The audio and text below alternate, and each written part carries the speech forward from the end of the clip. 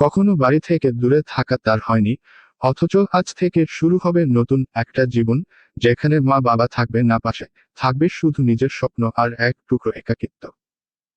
আয়নার সামনে দাঁড়িয়ে নিজের চোখে তাকিয়ে সে মনে মনে বলে, রুহি, কাঁদবি না, আজ থেকে তুই নিজের লড়াই শুরু করবি। তাড়াতাড়ি ফ্রেশ হয়ে নেই, আগে তাকে হোস্টেলে যেতে হবে। ভর্তি সব হয়ে গেছে, শুধু নামটা লিখে রুমে লাগেজ রেখে কলেজ যেতে হবে। সে লাগেজ নিয়ে বেরিয়ে দেখে ডাইনিং টেবিলে আম্মু বসে আছেন গরম ভাত, ডাল আর ডিম ভাজি নিয়ে।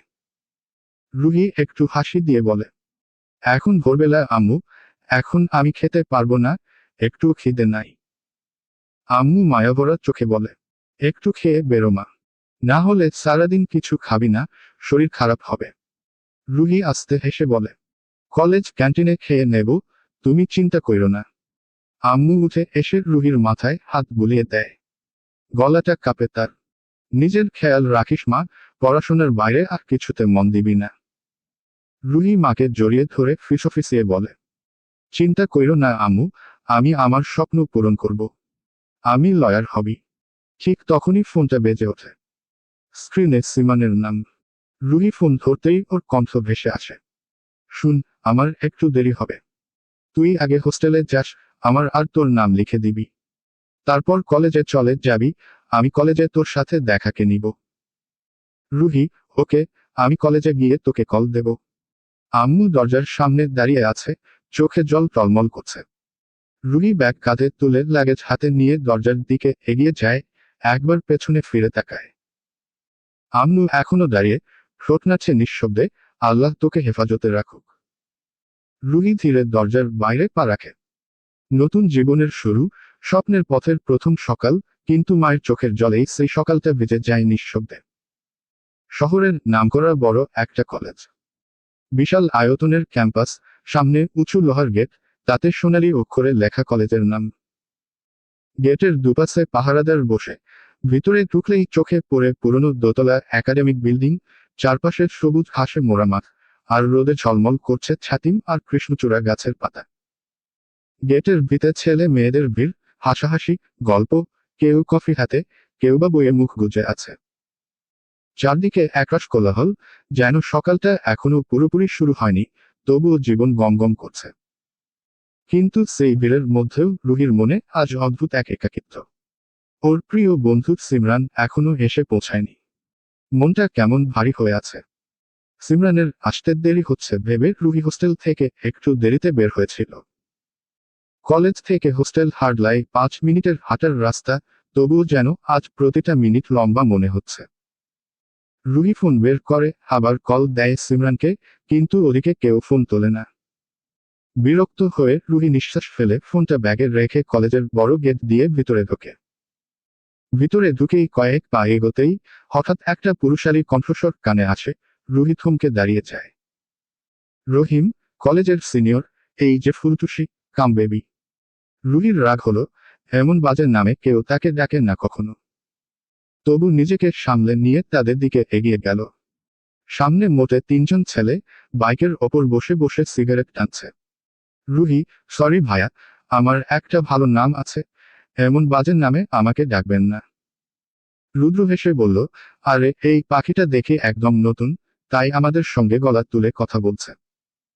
আমান, আরে ছাড় না ভাই, দেখেই বোঝা যাচ্ছে বাচ্চা মেয়ে। কেন শুধু অ্যাগিং করছিস?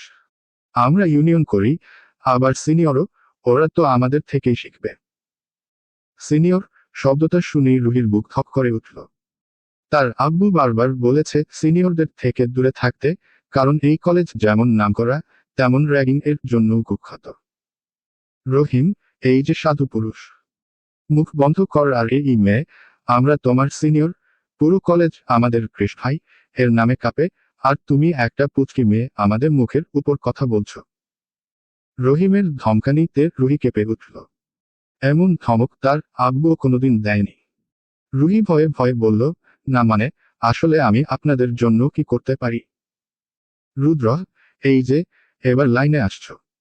শোনো, আমরা তোমাকে একটা ছোট টাস্ক দেব। যদি সেটা করতে পারো তাহলে তুমি চলে যাবে, আর না পারলে তোমাকে কলেজ থেকে মিথ্যা অভিযোগ দিয়ে বার করার দায়িত্ব আমার। রুহি ভয়ে ভয়ে বলল, বলুন কি করতে হবে? আমি সব করব, শুধু কলেজ থেকে বের করে দেবেন না। এই কলেজে পড়াটাই আমার স্বপ্ন। আমান চুপচাপ দাঁড়িয়ে রইল, সে একটু আলাদা, বাকিদের মতো না। রহিম, বেশি কিছু না, শোনো, এই গেট দিয়ে প্রথম যে সাদা শার্ট পরা ছেলেটা ঢুকবে, তাকে তোমাকে লিপ কিস করতে হবে। যদি পারো, তাহলে কলেজে থাকতে পারবে, না পারলে আউট। রুহির মাথায় যেন আকাশ ভেঙে পড়ল। এমন কথা শুনে সে স্তব্ধ। রহিম আর রুদ্র হেসে উঠল জোরে। রুহি, বলছি কি, এটা কেমন টাস্ক? রহিম আবার ধমক দিয়ে বলল, না যদি করতে পারো, তাহলে করো না, বাড়ি যাও, কলেজ থেকে আউট। রহিমের ধমকানিতে এবার রুহির চোখে জল চলে এলো। কি করবে বুঝতে পারছে না। অনেক ভেবে শেষমেশ ঠিক করলো, তাকে পারতেই হবে, এত দূর এসে সে ফিরতে পারবে না। গেটের দিকে একভাবে তাকিয়ে আছে আমান, রহিম আর রুদ্র। তারা অপেক্ষা করছে, যে ছেলেটি সাদা শার্ট পরে ঢুকবে, তখনই রুহিকে পাঠানো হবে। রুহি দাঁড়িয়ে দাঁড়িয়ে কাঁপছে, ভয় শেষ হয়ে যাচ্ছে, না জানি কি হবে। রহিম, এই মেয়ে, এখনই কেন দাঁড়িয়ে আছো? গেটের সামনে যাও। যে ছেলে সাদা শার্ট পরে ঢুকবে, ওর সামনে গিয়ে চুমু খাবে। আমরা তোমার ওপর নজর রাখব। রুদ্র হেসে বলল, হ্যাঁ হ্যাঁ, তাড়াতাড়ি যাও। রুহি ভয় মাথা নাড়ল। গেটের ঠিক সামনে গিয়ে দাঁড়িয়ে রইল। ঠিক 5 মিনিট পর একটা ছেলে বাইক চালিয়ে গেট দিয়ে ঢুকল। সাদা শার্ট, নীল জিন্স, চুলগুলো হাওয়ায় উঠছে, চোখে সানগ্লাস, জিমকা মাশালগুলো যেন শার্ট ভেদকে বেরিয়ে আসতে চাইছে। হ্যাঁ, এটাই হলো ক্রিস খান। সব মেয়ে গেটের দিকে তাকিয়ে আছে, কারণ ক্রিস খান কলেজের সব মেয়ের ক্রাশ। রুহি ক্রিসের দিকে তাকায়, মনে মনে কলমা পড়ে ক্রিসের দিকে এগিয়ে যায়। ক্রিস বাইক সাইডে স্ট্যান্ডে রাখে, চাবি ঘুরায়, সানগ্লাস খুলে ফেলে। রুহি সামনে গিয়ে দাঁড়ায়। আমান গেল, বাচ্চা মেয়েটা আজকে শেষ, বলেই সে দৌড় লাগায়। রহিম আর রুদ্র বুঝতে পারেনি যে সাদা শার্ট পরে ক্রিস ঢুকবে। রুহি ক্রিসের সামনে এসে দাঁড়ায়। ক্রিস বিরক্ত হয়ে মুখ খুলতে চায়, কিন্তু তার আগে রুহি অপ্রত্যাশিতভাবে একটি কাজ করে, ক্রিসের ঠোঁটে নিজের ঠোঁট বসিয়ে দেয়। ক্রিসের শরীরে যেন বিদ্যুৎ লাগে, প্রথমবারের মতো সে এমন ফিল করে, কেন কে সে জানে না। কিন্তু তার রাগ উঠে যায় মাথায়। সে রুহিকে ধাক্কা দেয়, তাপ জোরে থাপ্পড় মারে। থাপ্পড়ের জোরে রুহি মাটিতে লুটিয়ে পড়ে অজ্ঞান হয়ে যায়। পুরো ক্যাম্পাসের ছেলে মেয়েরা এই দৃশ্য দেখে, কিন্তু কেউ এগিয়ে আসে না। কারণ ক্রিস কলেজ ইউনিয়নের হেড, তার ক্ষমতার কথা সবাই জানে। এমনকি প্রফেসররাও তার কথা মেনে চলে। আমান ভাই, এটা কি করলি? এমন চোর মারলি, মেয়েটাকে যে অজ্ঞান করে দিলি। রুদ্র আর রহিমও তখনই এগিয়ে আসছে। ক্রিস, ডোন্ট কেয়ার ভাব নিয়ে বলল, ওর মতো পিচ্ছি মেয়ে, আমার অনুমতি না নিয়ে আমাকে কিস করেছে। তার ওপর ঠিকমতো কিছু করতে পারে না, লেদামাকা। আমান, তো তুমি কি পুরো ভার্জিন নাকি? ক্রিস রেগে আমানের দিকে তেড়ে গেল। আমান ভয়ে রুদ্র আর রহিমের পেছনে লুকিয়ে পড়ল। আমান, আমাকে মেরে লোভ নেই, আর না, ওই মেয়েটার দোষ আছে। এই যে এই দুটোকে তোর সামনে দেখতে পাচ্ছিস, ওরাই ওকে অ্যাগিং করে, তোকে কিস করিয়েছে। এতক্ষণে সিমরান গেটের কাছ থেকে দৌড়ে এসে মাটিতে বসে রুহিকে ডাকতে শুকে। সিমরান, রুহি, এই রুহি, ওর কি হয়েছে তোর? ক্রিস মাটিতে পড়ে থাকা রুহির দিকে ভালো করে তাকালো। মেয়েটাকে দেখে মনে হবে না সে কলেজে পড়ে, কারণ মুখে বাচ্চা বাচ্চা ভাবটা রয়ে গেছে। বড় কোমর পর্যন্ত চুল বিনুনিকা, মুখে তেমন কিছু নেই, শুধু একটা কানের টুকরো আর হালকা লিপস্টিক, আর সেটাই তাকে পুরো পুতুলের মতো সুন্দর করে তুলেছে। যেন আল্লাহ খুব যত্ন নিয়ে তাকে বানিয়েছে। ক্রিস বিবিকে উচ্চারণ করল, রুহি, NICNAME। ক্রিস ভাবনায় ডুবে আছে। তখনই রুদ্র বলে, ভাই, আমরা বুঝতে পারিনি যে তুই আজকে হোয়াইট শার্ট পরবি। প্লিজ মাথা ঠান্ডা কর। ক্রিস মাথার চুল টেনে ধরে জোরে নিঃশ্বাস নিল। তারপর সিমরানকে জিজ্ঞেস করল, এই মেয়ে, তুমি কি ওকে চেনো? রুহির দিকে ইশারা করে। সিমরান, হ্যাঁ, ও আমার ফ্রেন্ড রুহি, আমরা দুজন আজ নতুন এসেছে। ক্রিস, পানি আছে? ওর চোখ মুখে পানি দাও। সিমরান ব্যাগ থেকে জলের বোতল বের করে বলল, হ্যাঁ হ্যাঁ, এখনই দিচ্ছি। ক্রিস আবার ধমক দিয়ে বলল, তাড়াতাড়ি করো, স্টুপিড ফালতু কাজের জন্য আমার কাছে এত সময় নেই। সিমরান রুহির চোখ মুখে জল ছিটিয়ে দিল, কিন্তু রুহি চোখ খুলল না। ক্রিস, মেয়েটার বাবা মায়েরা কিছু খায়াই না নাকি, এত লেদু কেন? ক্রিস চারিদিকে তাকিয়ে চিঙ্কাকে বলছো, সব এখানে কি ছিড়ছিস? আমার বাপে বিয়ে লেগেছে। 5 মিনিটে পুরো ক্যাম্পাস ফাঁকা চাই আমার। ছেলে মেয়েরা ভয়ে হুড়মুড়িয়ে যে যা ক্লাসে দৌড়ায়, কারণ সবার কাছে সবার প্রাণপ্রিয়। ক্যাম্পাস ফাঁকা হতেই ক্রিস সিমরানকে ধমক দিয়ে বলল, এই মেয়ে, সরো। সিমরান ভয়ে পাশে সরে দাঁড়ালো। ক্রিস মাটিতে বসে রুহির সামনে ঝুঁকে পড়ল। তারপর ঝুঁকে রুহির ঠোঁটের কাছে মুখ লাগিয়ে নিঃশ্বাস দেওয়ার চেষ্টা করল। আমান চমকে বলল, হা, কে? ক্রিসের দিকে তাকিয়ে রইল। সিমরান অবাক হয়ে তাকিয়ে এল। রুদ্র আর রহিমও অবাক হয়ে তাকিয়ে রইল। প্রায় 2 মিনিট পর ক্রিস উঠে দাঁড়ালো, আঙুল দিয়ে ঠোঁটে মুছে বাঁকা হেসে রুহির দিকে তাকালো। রুহি পিটপিটকে চোখ খুলে তাকায়। ক্রিস, শোনো মেয়ে, ভালোকে খাওয়া দাওয়া কো কান, তোমা ও যা নজ পড়েছে তা নজ ভালো না, ভবিষ্যতে যদি তাকে সামলাতে না পাও। রাত হয়ে গেছে, চারিদিক অন্ধকারে ঢেকে গেছে। রুহি হোস্টেলের রুমে বসে পড়াশোনা করছিল। তার থেকে কিছুটা দূরে সিমরান ফোনে ব্যস্ত। হঠাৎ রুহির চোখের সামনে ক্রিসের মুখ ভেসে উঠল। রুহি চোখ বন্ধ করে মাথা নাড়ল, আবার পড়ার দিকে মন দেওয়ার চেষ্টা করল। ক্রিস সাদা শার্ট পরে বাইকে আসার দৃশ্যটা মনে পড়তেই রুহি বিরক্ত হয়ে উঠে বিছানার দিকে চলে গেল। তারপর সিমরানের পাশে গিয়ে শুয়ে পড়ল। সিমরান, কি ব্যাপার মা, তুমি এত তাড়াতাড়ি পড়া ছেড়ে উঠে গেলে? রুহি, আচ্ছা সিমরান, আমার কি ওনার কাছে সরি বলা উচিত? সিমরান অবাক হয়ে বলল, এই উইটাকে আবার? রুহি, উই যে কলেজের ক্রিস ভাই। সিমরান, ও আচ্ছা, কলেজের ক্রিস ভাই। ছি ছি, ওটা তো কি সুন্দর হ্যান্ডসাম ছেলে। ভাই বলে কেমন লাগে? ওফ, কি হাইট, কি ফিগার, পুয়াই মাডালা। আমি তো ওকে লাভ লেটার দেব। রুহি সিমরানের মাথায় গাঁটটা মেয়ে বলে, তোর তো সব ছেলেকেই ভালো লাগে, ফালতু মহিলা। যেটা জিজ্ঞাসা গেছি সঠিক উত্তর দে। সিমরান, ও হ্যাঁ, কি জানি বললি, তুই সরি বলবি কি না তাই তো। একদম ঠিক, তুই ওর অনুমতি না নিয়ে ওর ইজ্জত হাত দিয়েছিস, সরি তো বলতেই হবে। রুহি চোখ ছোট করে তাকিয়ে সিমরানের দিকে দেখল। সিমরান মৃদু হাসল, না মানে, তুই শুধু কিস করেছিস, এটা নর্মাল। কিন্তু ভাই, আমি যদি তোর জায়গায় থাকতাম, তাহলে ভালো হতো। ওহ, তোর ভাগ্য কতটা ভালো। রুহি ভাত বকা বন্ধ করে ঘুমা, কাল কলেজে যেতে হবে। সিমরান, আচ্ছা শোন, বলি কি, তুমি তো ওকে সরি বলবি, সেটা কি শুধু মুখে বলা ভালো দেখায়? রুহি, তাহলে কি মুখে বলবো? সিমরান, না মানে, তুই একটা চকোলেট বক্স দিয়ে বলতে পারিস। রুহি, ওকে, কাল সকালে দেখা যাবে, আমাকে ঘুমাতে দে, মাথা যন্ত্রণা করছে। সিমরান মৃদু হেসে মনে মনে খুশি হলো, কান্তা মাথায় কিছু চলছে। ক্লাবের তীব্র মিউজিকের তালে তালে ছেলে মেয়েরা নাচছে, আলো আর ধোয়ার মধ্যে এক অদ্ভুত উন্মাদনা। ক্রিস এক কোণে বসে একটার পর একটা পেক শেষ করছে। আমান হালকা দুলতে দুলতে ক্রিসের পাশে এসে বসল। আমান, কি ব্যাপার ব্রো, আজ এমন চিমাচ্ছিস কেন?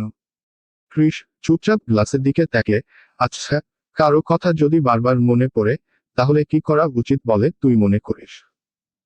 আমান হেসে, সেটা নির্ভর করছে তুই কার কথা ভাবছিস তার ওপর, ভাই। ক্রিস হঠাৎ গ্লাসটা টেবিলে আছে ফেলে উঠে দাঁড়ালো।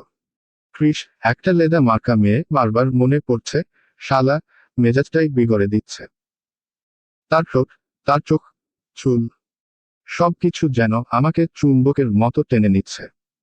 এই সময় ছোট ড্রেস পরা এক মেয়ে এগিয়ে এসে ক্রিসকে জড়িয়ে ধরে, ক্রিস তার ঠোঁটে ঠোঁট মেলায়। কিন্তু কয়েক সেকেন্ডের মধ্যেই ক্রিস তাকে ঠেলে সরিয়ে দেয় আর এক চড় মারে। ক্রিস রাগে, চল, হাঁটো সালি। আমান তাড়াতাড়ি এসে ক্রিসকে ধরে। আমান, ভাই, বাড়ি চল। আজ তোকে দেখে মনে হচ্ছে অনেক বেশি খেয়ে ফেলেছিস। ক্রিস টলতে টলতে বলে। ক্রিস, উই সালাটাকে ফোন কর, বল আমার ড্রাগস লাগবে। আমান, কি করবি ওসব দিয়ে? আজ তো মেয়ে লাগবে না। ক্রিস রাগে, না, আমি ড্রাগস দিয়ে কাজ চালিয়ে নেব। এই মেয়েগুলোকেও সহ্য করতে পারছি না। তুই করবি, চল, তোর সঙ্গে করি। আমান হকচকে, আরে না ভাই, আমি পুরো ভার্জিন মানুষ, তো শালা মাত্র ভালো না, দুদু থাকতে হবে তো কাজ দিয়ে।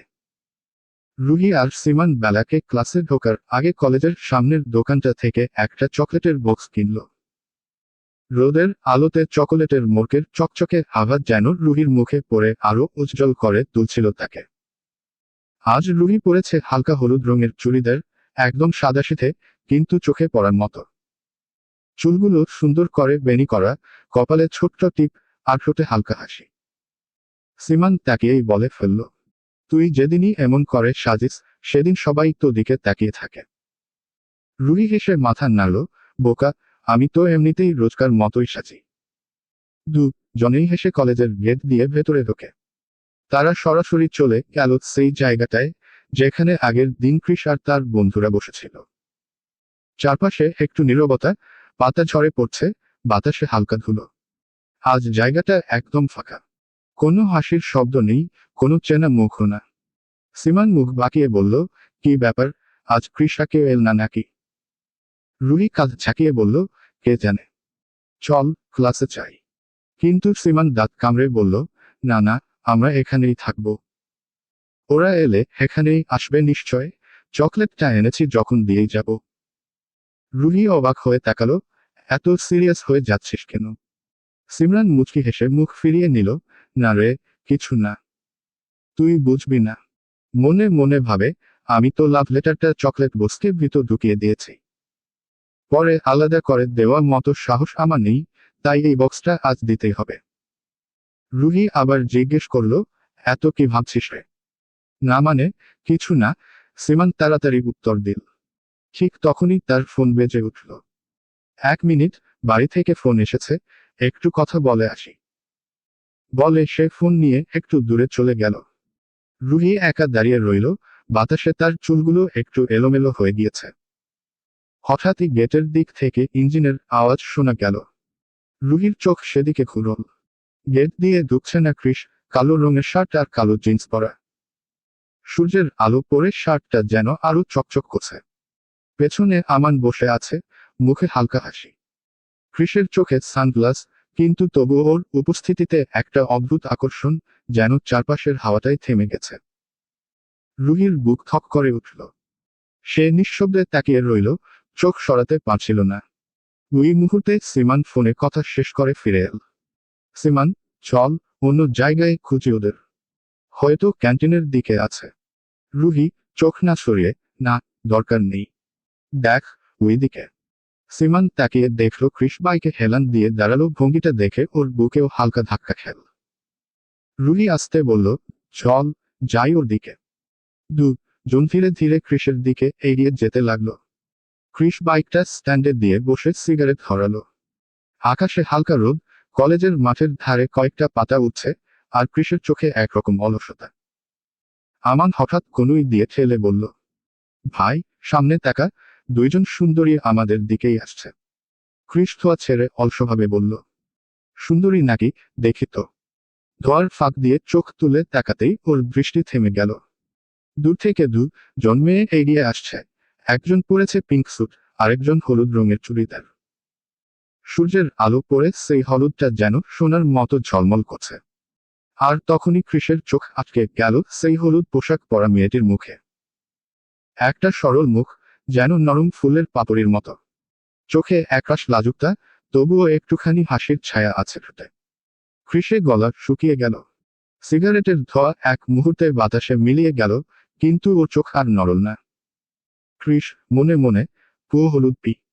এই মেয়েটা আমায় শেষ করে দেবে মনে হচ্ছে। কেন এত সুন্দর হলো, কে বলেছিল এত সুন্দর হতে? আমান পাশে থেকে ফিসফিস করে বলল, কি রে ভাই, জমে গেলি কেন? দেখেই তো থেমে গেলি। কৃষ ধীরে ধীরে হাসল, কিন্তু চোখ এখনো রুহির দিকেই। বাতাসে রুহির বেনি দুলে উঠছে। কৃষের মনে হলো, যেন প্রতিটা দুলুনি তার বুকের ভেতরে কোনো অজানা সুর বাজাচ্ছে। তার সিগারেটটা আধ খাওয়া অবস্থায় মাটিতে ছুঁড়ে দিয়ে পায়ে চাপা দিল কৃষ। চোখ নামাতে চাইল, কিন্তু নামাতে পারল না। মনে হলো, এই মেয়েটার মধ্যে একটা অলৌকিক ক্ষমতা আছে যা কৃষকে টানছে। রুহি আর সিমান ধীরে ধীরে এগিয়ে এসে কৃষ আর আমনের সামনে দাঁড়ালো। চারপাশে হালকা হাওয়া বইছে, তবুও রুহির বুকের ভেতরটা কেমন জানি ধুকধুক করছে। হাতের চকোলেট বক্সটা শক্ত করে ধরে রেখেছে সে। রুহি থেমে গিয়ে লাজুক গলায় বলল, সরি ক্রিস ভাই, আগের দিন আমি ইচ্ছে করে কিছু করিনি। সেদিন যা ঘটেছিল তার জন্য খুবই দুঃখিত। সে আস্তে করে হাত বাড়িয়ে চকোলেটের বক্সটা দিল। ক্রিস ভ্রু কুঁচকে একটু অবাক গলায় বলল, হু আর ইউ? আর কাল কি হয়েছিল? আমান হেসে বলল, ভাই, তোর মনে নেই কালকে? কিন্তু ক্রিস সঙ্গে সঙ্গে থামিয়ে দিল। তুই চুপ কর আমান। এই মেয়ে, তুমি বলো, কাল কি হয়েছিল? আমি তো তোমায় চিনি না। রুহি ভয় পেয়ে গেল। মনে মনে ভাবল, লোকটা কি পাগল নাকি? একদিন আগের দিনের সব ভুলে গেছে। তবুও সাহস করে বলল, আগের দিন আপনার ফ্রেন্ডরা র্যাগিং করছিল, তারা বলেছিল আপনাকে কিস করতে, তাই আমি তাই করেছিলাম। আর সেই জন্যই আজকে আপনাকে সরি বলতে এসেছি, এই চকোলেটটা দিতে। আমি রুহি। ক্রিস একদৃষ্টে তাকিয়ে ছিল রুহির ঠোঁটের নড়াচড়ার দিকে। যেন শব্দগুলো শোনার চেয়ে তার মুখের দিকেই মনোযোগ বেশি ছিল। কিন্তু রুহি ভাই ডাক শুনে তা মাথা বিগে যায়। ক্রিস, এই লেদা মাকা মেয়ে, আমি কোন এঙ্গেল দিয়ে তোমার ভাই লাগি? তার গলার ধমকে রুহি চমকে উঠল, চোখ বড় বড় হয়ে গেল। তবুও কাপা গলায় বলল, না মানে, সবাই তো আপনাকে ভাই বলে। ক্রিস করা গলায়ও, সবাই বলুক, কিন্তু তুমি বলবে না। আমার নাম ধরে ডাকবে। ক্লিয়ার? রুহি নিঃশব্দে মাথা নাড়ল, বুকের ভেতর কাঁপন লেগে আছে। ক্রিস ঠোঁটে তাচ্ছিল্যের হাসি এনে বলল, আমাকে কি তোমার কিন্ডারগার্টেনে বাচ্চা মনে হয়, যাকে চকলেট দিয়ে শান্ত করতে হবে? সিমান তাড়াতাড়ি বলল, না না, আসলে এটা সরি গিফট, ভাই। মানে? ক্রিস তীক্ষ্ণ দৃষ্টিতে তাকিয়ে বলল, আমি কি তোমাকে কিছু জিজ্ঞেস করেছি? সিমান চুপ করে গেল। ওর চোখে ভয়, মুখে কোনো শব্দ নেই। ক্রিস তখন নিচু গলায় বলল, এখন যাও, ক্লাসে যাও জনেই। রুহি মাথা নিচু করে সিমানের হাত ধরে চলে যেতে লাগলো। কিন্তু তখনই পিছন থেকে ক্রিসের গলা শোনা গেল, এই লেদা মার্কা মেয়ে, শোনো। রুহি চমকে পিছন ফিরল। জি। ক্রিস এগিয়ে এসে ওর হাত থেকে চকোলেটের বক্সটা নিয়ে বলল, আমার একটা কুকুর আছে, ও চকোলেট খেতে খুব ভালোবাসে। এটা ওকে খাইয়ে দেব। রুহি স্তব্ধ হয়ে গেল। ওর গলা শুকিয়ে গেছে। সিমান মুখ চেপে হাসি লুকিয়ে ফেলল, কিন্তু মনটা খুশিতে ভরে গেল। তা চিঠি পড়বে কৃষ। সে রুহির হাত টেনে বলল, চল, ক্লাসে চাই। জন আস্তে আস্তে হেঁটে চলে গেল। পিছনে দাঁড়িয়ে কৃষ চকোলেটের বক্সটা ঘুরিয়ে ঘুরিয়ে দেখছে, ঠোঁটে এক চিলতে হাসি খেলছে। সন্ধ্যার নরম আলোয় শহরটা ধীরে ধীরে নিস্তব্ধ হয়ে আসছে। সেই সময়েই কৃষ বাড়ি ফিরে এল, ঘামে ভেজা শরীর, মুখে ক্লান্তির ছাপ, কিন্তু চোখে এক অদ্ভুত চিন্তার রেখা। যেন সারাটা পথ জুড়ে সে কারো কথা ভেবে এসেছে। বাথরুমের দরজা বন্ধ করে কৃষ শাওয়ারের নিচে দাঁড়িয়ে পড়ল। ঠান্ডা জলের ধারা তার কাঁধ বেয়ে নামছে, অথচ মনটা অন্য কোথাও হারিয়ে গেছে। রুহির হাসিটা, তার ঠোঁটের নড়াচড়া, সরি কৃষ ভাই, বলে চকলেট বক্সটা এগিয়ে দেওয়া, সবকিছুই আবার চোখের সামনে ভেসে উঠল। নিজের সঙ্গে নিজেই কথা বলে ওঠে কৃষ। কি হয়েছে তোর? তুই তো এরকম ছিলি না। ওই একটা লেদা মাকা মেয়ের কথা এত মনে পড়ছে কেন? স্নান শেষে তোয়ালে পেঁচিয়ে আয়নার সামনে এসে দাঁড়ায় সে। হঠাৎই তার নজর পড়ে বিছানার উপর ফেলে রাখা রুহির দেওয়া চকলেট বক্সটার দিকে। ঠিক তখনই তার পোষা কুকুর টমি ছুটে আসে। বিছানায় লাফ দিয়ে উঠে সরাসরি বক্সটার উপর হামলা চালায়। কৃষ তাড়াতাড়ি বক্সটা ছাড়িয়ে নিয়ে বলে, এই টমি একদম না। এটা তো বাবাকে তোর মা দিয়েছে। জানিস না, বাবা মায়ের পার্সোনাল জিনিসে হাত দিতে নেই। টমি কৃষের কোলে উঠে আসে, গায়ে মুখ ঘষে আদর করতে থাকে। কৃষ হেসে বলে, উম্মু, একদম না। এটা আমার, তুই একটাও পাবি না। চল, যা, তোর খাবার দিয়ে এসেছি না খেয়ে। টমি মুখ ফাঁক করে কোলে থেকে নেমে যায়। কৃষ কিছুক্ষণ ওর দিকে তাকিয়ে থাকে, তারপর আবার বক্সটার দিকে মন দেয়। বক্স খুলতেই ভেতর থেকে নানা রকম চকলেটের মিষ্টি গন্ধ বেরিয়ে আসে। তার মাঝখানে একটা ভাঁজ করা ছোট কাগজ। কৃষ অবাক হয়ে কাগজটা তুলে নিল। খুলতেই হাতের লেখা অক্ষরগুলো চোখে পড়ল। কাগজে লেখা প্রতিটি শব্দ যেন ধীরে ধীরে কৃষের বুকের ভেতর কেঁপে উঠল। চোখের কোণে হালকা হাসি ফুটে ওঠে, ভ্রু কুঁচকে যায়, তারপর ঠোঁটের কোণে মিষ্টি এক দুষ্টু হাসি। সে ফিসফিস করে বলে, বাহ, যতটা লেদা ভেবেছিলাম ততটা না। লাভ লেটার লিখতেও জানে মেয়েটা, ইন্টারেস্টিং। শিকার নিজেই এসে শিকারীর কাছে ধরা দিচ্ছে, এই সুযোগ কি আর হাতছাড়া কাজায়? রুহি আর শ্রীমরণ ক্লাসে বসে আছে। আর কিছুক্ষণের মধ্যেই ক্লাস শুরু হবে। পুরো ক্লাস ভর্তি স্টুডেন্ট, কেউ বইয়ে মুখ গুজে পড়ছে, আবার কেউ বন্ধুদের সঙ্গে গল্পে মেতে উঠেছে। রুহি শ্রীমানের দিকে তাকিয়ে বলে, রুহি, কি রে, সকাল থেকে মুখটা এমন শুকনো করে রেখেছিস কেন? শ্রীমান, আরে, একটা বড় ভুল হয়ে গেছে। রুহি, ভুল মানে? কি ভুল করেছিস? শ্রীমান, শোন, কিন্তু রাগ করবি না তো? রুহি, না না, বল তাড়াতাড়ি। শ্রীমান নিচু গলায় বলে, কাল তোর দেওয়া চকলেট বক্সে আমি একটা লাভ লেটার ঢুকিয়ে দিয়েছিলাম। ক্রিসের জন্য। রুহি, কি? রুহি এত জোরে চিৎকার করে ওঠে যে আশেপাশের সবাই ঘুরে তাকায় তাদের দিকে। শ্রীমান, আরে চুপ, আস্তে বল। রুহি মুখ থেকে ফিসফিসিয়ে বলে, রুহি, তুই কি পাগল হয়েছিস? যদি ওই ক্রিস ভাই রেগে যায়, তোর কপালে দুঃখ নাচ্ছে। সিমরান, শোন তো, আসল কাণ্ডটা, আমি চিঠিতে লিখেছিলাম, আমি তোমায় ভালোবাসি। কিন্তু শেষে নিজের নামটা লিখতে ভুলে গেছি। এখন ভয়ে পাচ্ছি ক্রিস ভেবে বসবে চিঠিটা তুই লিখেছিস। রুহি, হায় আল্লাহ, তুই এমন পাগলামি করলি কেন? আগে আমায় বললি না কেন? ঠিক তখনই দরজাটা খুলে যায়। ক্লাসের স্যার ঢুকে পড়েন। সবাই একসাথে উঠে দাঁড়ায়, রুহি আর শ্রীমানু চুপচাপ উঠে দাঁড়ায়। স্যার বললেন, ঠিক আছে, সবাই বসো। আর ক্লাসে নেমে আসে নিস্তব্ধতা। ঠিক তখনই দরজা দিয়ে ভেতরে ঢোকে ক্রিস, পেছনে আমান, রুদ্র আর রহিম। স্যার ক্রিসকে দেখে একটু থমকে যান। স্যার, তুমি এখন এখানে? কোনো দরকার বাবা? ক্রিস কিছু না বলে ক্লাসের ভেতরে ঢোকে। চারপাশে তাকায়, তার দৃষ্টি যেন কাউকে খুঁজছে। সবাই নিঃশব্দ। রুহি আর শ্রীমান তো ভয়ে একদম কাঠ হয়ে গেছে। মনে হচ্ছে এখনই বুঝি ক্রিস এসে তাদের চর মেরে দেবে। হঠাৎ ক্রিস থেমে যায়, ঠোঁটের কোণে এক চিলতে হাসি টেনে বলে, ক্রিস, মিস লেদা মার্কা, প্লিজ কাম ফাস্ট। রুহির বুক ধরফর করে ওঠে। ক্লাসের সবাই চুপচাপ চারদিকে তাকিয়ে বোঝার চেষ্টা করে, এই মিস লেদা মার্কা আবার কে? আর ক্রিসের সাথেই বাকি সম্পর্ক। ক্রিস মাথা চুলকে একটা দীর্ঘ নিঃশ্বাস ফেলে সামনে এগিয়ে যায়। রুহির সামনে এসে দাঁড়ায়। রুহি কিছু বলার আগেই ক্রিস তার হাতটা শক্ত করে ধরে টেনে বেরিয়ে যেতে থাকে। সিমান শুধু রুহি বলে ভয়ে চুপ করে যায়। সবাই হতবাক হয়ে তাকিয়ে থাকে। ক্রিস ঘুরে স্যারের দিকে তাকিয়ে বলে, স্যার, আপনি আপনার স্টুডেন্টদের পড়ান। আমি আমারটাকে নিয়ে যাচ্ছি, ও একটু কম বুদ্ধির, তাই হয়তো বাড়তি ক্লাস দরকার। পেছনে থেকে আমান মুচকি হেসে বলে, আমান, মানে কি একটা সাবজেক্টে 2বার ফেল করেছে, সে আবার ক্লাস খাবে? রহিম, হা হা হা, একদম ঠিক বলেছেন ভাই। রুদ্র, চুপ কর, ক্রিস শুনে ফেললে তো হাসপাতালের ভর্তি হতে হবে। এদিকে ক্রিস টেনে টেনে রুহিকে বাইরে নিয়ে যায়। রুহি অনেক চেষ্টা করেও হাত ছাড়াতে পারে না।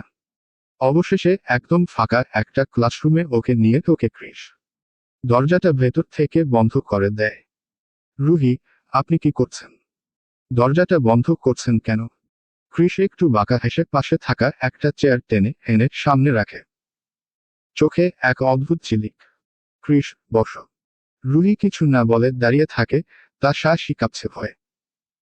ক্রিস এবার গম্ভীর গলায় ধমকে ওঠে, সেট। রুহি ভয়ে পেয়ে ধীরে ধীরে বসে পড়ে। তার হাত পা কাঁপছে অনবরত। ক্রিস চেয়ারটা টেনে কাছে আনে। হাত দিয়ে চেয়ারটার দুপাশে ভর দিয়ে রুহির মুখের একদম কাছে আসে। রুহির নিঃশ্বাস আটকে যায়। চোখ বন্ধ হয়ে আসে নিজের অজান্তেই। ক্রিস, এত কাঁপছো কেন, বাটারফ্লাই? তোমার কাপা কাপি দেখে আমি যদি সত্যিই কিছু করে ফেলি, তখন কিন্তু কিছু বলতে পারবে না। রুহি, আপনি আপনি কি চান? ক্রিস হালকা হাসে, পকেট থেকে একটা চিঠি বের করে রুহির সামনে ধরে বলে, ক্রিস, নাও, এটা সুন্দর করে পড়ে শোনাও। রুহি, এটা এটা চিঠিটা আমি। ক্রিস, হোস। কোনো কথা নয়, বাটারফ্লাই। চিঠিটা পড়ো। বেশি দেরি করলে আমি নিজেকে কন্ট্রোল করতে পারবো না, তখন কিন্তু ইমান হাসমি স্টাইলে সিন চলবে। রুহির কাঁপতে থাকা হাত দুটো ধীরে ধীরে চিঠিটা খোলে। চোখের পাতার নিচে ঘাম জমে গেছে, বুকের ভিতর ধপধপ শব্দ যেন পুরো ঘরে প্রতিধ্বনি করছে। কৃষ একদম চুপচাপ তাকিয়ে আছে তার দিকে, চোখে এক অদ্ভুত মায়া, কিন্তু তাতে ভয়ও মিশে আছে। চিঠিটার প্রথম লাইনেই রুহির গলা কেঁপে ওঠে। প্রিয় কৃষ, তুমি যখন হাসো, মনে হয় যেন সকালটা একটু বেশি উজ্জ্বল হয়ে উঠেছে। তুমি রাগ করলে পৃথিবীটাও যেন থেমে যায় কিছুক্ষণের জন্য। আমি জানি তুমি কখনো বোঝো না, কিন্তু তোমাকে দেখলেই বুকের ভেতরটা কেমন অচেনা এক অনুভূতিতে ভরে যায়। আমি দূর থেকে দেখি আর ভাবি, যদি একদিন তুমি আমার দিকে তাকাও, একবারের জন্য হলেও আমার নাম ধরে ডাকো। আমি তোমাকে ভালোবাসি কৃষ। চোখে চোখ রাখলে হয়তো বুঝে যাবে, এই ভালোবাসা কোনো খেলার মতো নয়, এটা আমার নিঃশ্বাসের মতো সত্যি। আই লাভ ইউ কৃষ। রুহি ধীরে ধীরে শেষ লাইনটা পড়ে চুপ করে থাকে। তার ঠোঁট শুকিয়ে গেছে, কণ্ঠ কাঁপছে।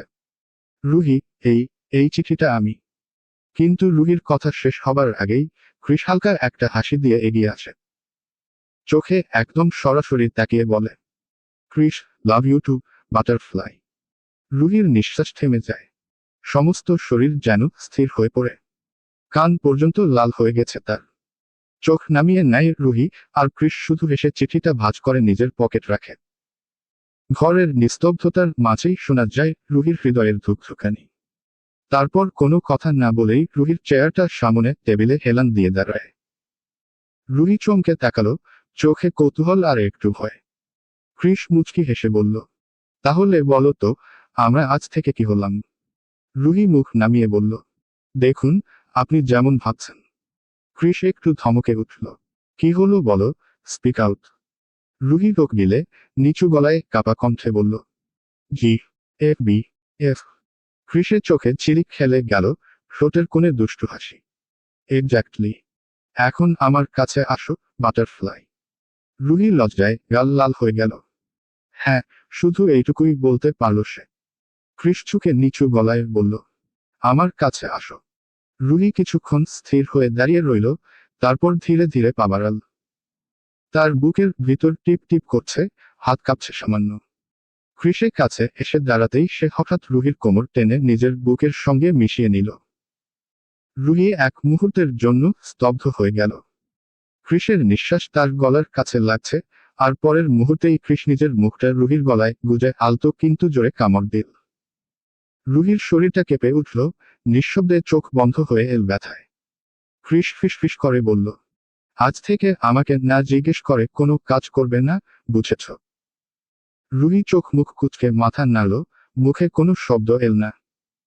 কৃষ আবার মৃদু হাসল, এখন আমাকে একটা কিস দাও।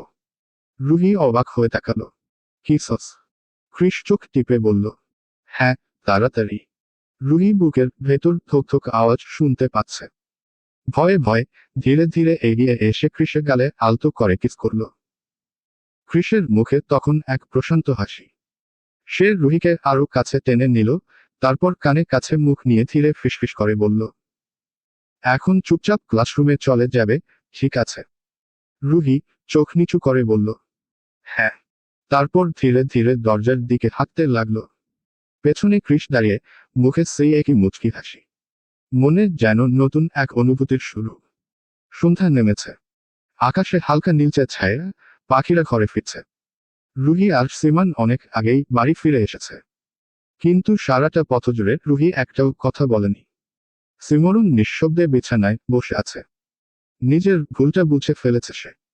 ভীষণ অপরাধবোধে ভুগছে, তবুও রুহির মুখ থেকে সত্যিটা জানার তীব্র ইচ্ছে তার ভেতর জ্বলে উঠছে। উহি চেয়ে বসে আছে সামনে, বই খোলা, মুখটা নিস্তব্ধ, চোখ দুটো বইয়ের পাতায়, কিন্তু মন যেন দূরে কোথাও। ধীরে ধীরে সিমান রুহির দিকে তাকিয়ে বলে, সিমান, রুহি, এই রুহি, সরি রে। আমি ইচ্ছে করে করিনি, একদমই বুঝতে পারিনি এমনটা হবে। বল না, কৃষ তোকে কিছু বলেছে? কিছুও কি করেছে? আমি জানলে হয়তো কিছু করতে পারতাম। রুহি কোনো উত্তর দেয় না। চুপচাপ বইয়ের পাতায় চোখ রেখে বসে থাকে। মনে হয় শব্দগুলো পড়ছে, কিন্তু বোঝার চেষ্টা করছে না কিছুই। সিমান বিরক্ত হয়ে উঠে বলে, এইভাবে চুপ করে থাকলে হবে না। আমি আর পারছি না। তার গলা কেঁপে ওঠে, চোখ ভরে যায় পানিতে। মুহূর্তের মধ্যে সে হাউমাউ করে কেঁদে ফেলে। রুহি চমকে ওঠে। চোখের সামনে সিমানের কান্না দেখে তার বুকটাও ভারী হয়ে আসে। দ্রুত উঠে এসে পাশে বসে সিমানের কাঁধে হাত রাখে। রুহি, এই এই কি হলো তো? এমন করে কাঁদছিস কেন? সিমরান, আমি জানি আমার ভুল হয়েছে, কিন্তু তুই একটাও কথা বলছিস না। বল তো, তোদের মধ্যে আসলে কি হয়েছে? রুহি দীর্ঘশ্বাস ফেলে ধীরে বলে। রুহি, আচ্ছা আচ্ছা, বলবো, কিন্তু তুই কান্না থামা আগে। সিমান চোখ মুছে বলে, ঠিক আছে, এখনই থামাচ্ছি। এখন বল। রুহি একটু থেমে হাসে। রুহি, বলবো ঠিকই, কিন্তু যেভাবে তুই আমাকে এই বিপদে ফেলেছিস, তেমনি তুই এখন এর সলিউশন বের করবি। সিমান হেসে ফেলে চোখ মুছে বলে, ওকে ডান। জনেই একে অপরের মুখের দিকে তাকিয়ে হালকা হেসে ওঠে। দীর্ঘ নীরবতার পর আবার যেন তাদের বন্ধুত্বের আলো ফিরে আসে। রুহি অনেকক্ষণ চুপ করে বসে থাকে। ঘরে হালকা বাতাস ঢুকছে না জানালা দিয়ে, কিন্তু তাদের মাঝের নীরবতা যেন আরো ভারী। সিমান, এই রুহি, বল না, কৃষ আসলে কি বলেছিল? রুহি একটু দ্বিধায় পড়ে যায়, চোখ নামিয়ে বলে, ওই চিঠিটা পড়ার পর উনি বলল, লাভ ইউ টু, বাটারফ্লাই। সিমানের মুখে একদম অবিশ্বাসের ছাপ। সিমান, কি? কৃষ তোকে এটা বলেছে? ও মজা করছিল নাকি? রুহি ধীরে মাথা নাড়ে, মুখে কোনো হাসি নেই। রুহি, না, উনি একদম সিরিয়াস ছিল।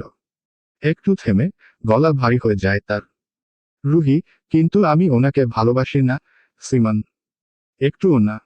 সিমান অবাক হয়ে তাকিয়ে থাকে। তাহলে তুই ওকে সেটা বলিসনি কেন? রুহি নিঃশ্বাস ফেলে। রুহি, ওনার সামনে দাঁড়িয়ে কিছু বলার মতো সাহস পায়নি। ওনার চোখের দিকে তাকাতে গেলেই মনে ভয় পাই। সিমান, তাহলে এখন কি করবি? রুহি ধীরে বইটা বন্ধ করে সিমানের দিকে তাকায়। চোখে এক ধরনের দৃঢ়তা জেগে উঠেছে। রুহি, তুই বল, এই সম্পর্কটা থেকে বেরোনোর কোনো উপায় আছে কিনা? আমি চাই না কেউ ভাবুক আমি ওকে ভালোবাসি। সিমরান চুপ করে থাকে কিছুক্ষণ, তারপর ঠোঁটে হালকা হাসি টানে। সিমান, তাহলে একটা কাজ করা যাক, আমরা এমন কিছু করব যাতে কৃষ নিজেই তোকে ছেড়ে দেয়। রুহি অবাক হয়ে তাকায়। রুহি, মানে? সিমান, মানে, ও যেন ভাবে তুই ওর জন্য একদম ঠিক না। তুই ওর পেছনে না ঘুরে নিজের মতো থাকবি, একটাও রিয়াকশন দিবি না। কলেজের যত পাবি ছেলেদের সাথে কথা বলবি। দেখবি, ওর আগ্রহ নিজের থেকেই কমে যাবে। রুহি দীর্ঘশ্বাস ফেলে বলে। রুহি, তুই নিশ্চিত এটা কাজ করবে? সিমান আত্মবিশ্বাসের সঙ্গে বলে, একদম। ছেলেরা যখন পাত্তা পায় না, তখনই তো বিরক্ত হয়ে দূরে সরে যায়। রুহি হালকা হাসে। রুহি, ঠিক আছে, দেখা যাক। কিন্তু তুই থাকবি পাশে। সিমান, অবশ্যই থাকবো, বাটারফ্লাই সরি সরি। রুহি চোখ বড় করে বলে। রুহি, এই নামটা আর মুখে আনবি না। জনেই হেসে ফেলে, কিন্তু রুহির মনে তবুও একটা অজানা দুশ্চিন্তা রয়ে যায়। যদি সহজে না ছাড়ে। রাত 12:30। পুরো শহর তখন নিদ্রায় ডুবে। চারপাশে এক অদ্ভুত নীরবতা, শুধু মাঝে মাঝে দূরে কুকুরের ঘেউ ঘেউ শোনা যায়। রুহি গভীর ঘুমে তলিয়ে আছে। হঠাৎ তার বালিশের পাশের রাখা ফোনটা কেঁপে ওঠে। স্ক্রিনে আলোর ঝলকানি, সঙ্গে বাজতে শুরু করে রিংটোন। অর্ধনিদ্রায় চোখ খুলে রুহি ফোনটা কানে তোলে। রুহি, হ্যালো, কে? ওপাশ থেকে ঠান্ডা গলায় ভেসে আসে এক পরিচিত কণ্ঠ।